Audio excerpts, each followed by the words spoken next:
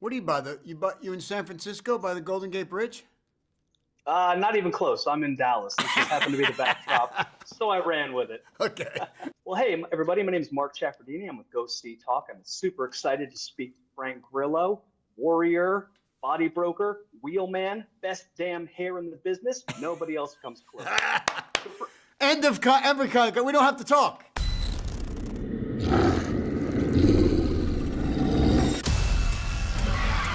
No more guns, no more guards.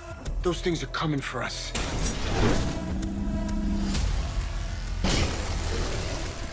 I'm here. When you're reading Werewolves, what excites you the most? Is it the guns, the fighting, or is the possibility of beating up somebody who might have better hair than you? All over their body.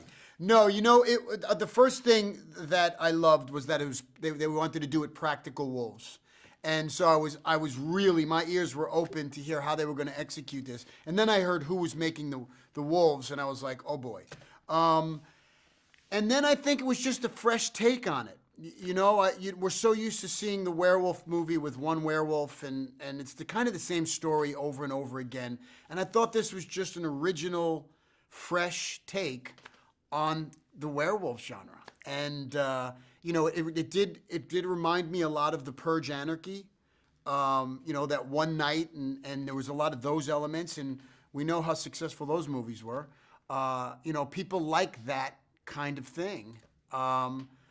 So it was easy for me. The script was tight. I was excited to get involved in it.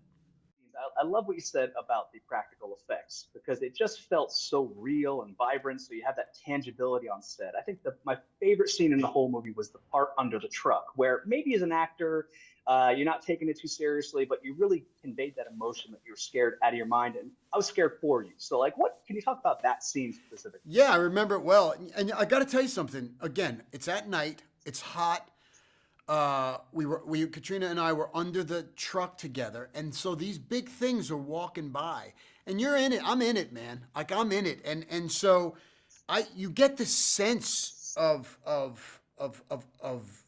dread and urgency. Like if this thing looks down, it's over. I got to tell you, because we had the practical wolves, and because they were so good, I was afraid.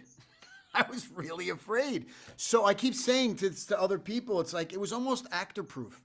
Like those wolves, I don't even think they realized how great it was going to be from the actor's point of view to have these wolves like this on set. But it really did lend itself to the authenticity. And it was also very interesting too is that there's so many things that we didn't get to know about. What happened to a lot of the survivors of the last supermoon. The people in the shops who seem like their own underground community. Like, I love how the world felt so much bigger than just the immediate threat. Right. And again, I keep going back to the comparisons are there's so many with The Purge. The first Purge movie was confined to the house. You kind of knew what was going on outside, but you never got to see it. And so this is different. We get to see what's going on outside the world. We understand what happened initially. We didn't have to see it. We know what happened year one because of what they're telling us. And now we can go on to year 3 and year 4 and year 5. It really lends itself to more movies if people kind of turn out and respond to it. Absolutely. And if people don't respond, I think you made the best bid in the world for the next Wolverine. So you killed it, as you do in all your efforts. I may be a little Frank, old. Appreciate your time. Everyone check out Werewolves and enjoy the supermoon.